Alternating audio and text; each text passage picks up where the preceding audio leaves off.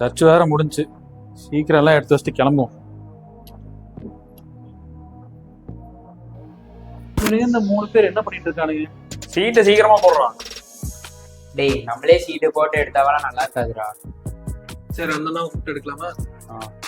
சரி இங்க வாங்க ஒரு நிமிஷம். நம்மளை கூப்பிடுறாங்களே, சரின்னு பார்ப்போம்.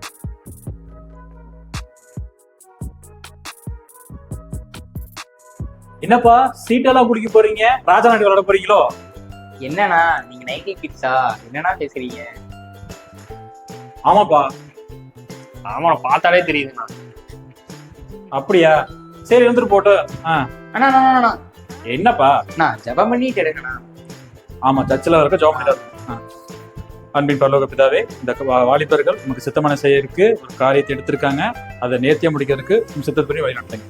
இப்ப இயேசு கிறிஸ்து நாமத்தில் வேண்டிக் கொள்கிறோம் சுவாமி. ஆமென். நீங்க சொன்ன ஒரு சீட் எடுத்துட்டேன். ஆனா நானே படிச்சுட்டா? வேண்டாம் நான் படிச்சுட்டேன்.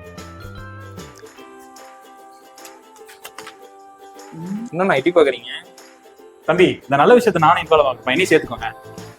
சரி நான் உங்களே நெக்ஸ்ட் டைம் சேர்த்துக்கிறேன். தம்பிகளா சீட்லாம் எடுத்து கொடுத்துட்டேன். இப்ப என்ன பண்ண போறோம்?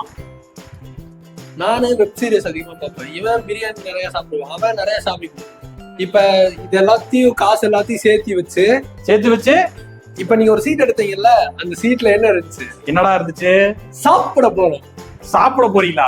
அட பாவீங்களா, இதுக்கான உங்களை சீட் எடுத்து கொடுத்த இப்படியாட உபவாசம் இருக்கிறீங்க? Yes bro. எப்படி தெரியுமா உபவாசம் இருக்கணும்? ஏசாயா 58:7 சொல்ற மாதிரி பசிகளுக்கு உன் ஆகாரத்தை கொடுக்கறதும், துறவண்ட சிறுமையுள்ளவர்களை வீட்டிலே சேர்க்கிறதுக்கும், வஸ்திரம் இல்லாத கண்டால் வஸ்திரத்தை கொடுக்கறதுக்கும், உன் மாம்சமான உன்னை ஒடிக்காமல் இருந்தாலவா எனக்கு உகந்த உபவாசம். அதை சொல்லப்பட்டிருக்கு. அதை மறந்துட்டு போய் இப்படி சுத்துறீங்க தம்பிகளா, இதெல்லாம் ரொம்ப தப்பு. இப்படிலாம் இருக்கக்கூடாது. ஆமா மக்களே, நீங்க எப்படி உபவாசம் இருக்கிறீங்க?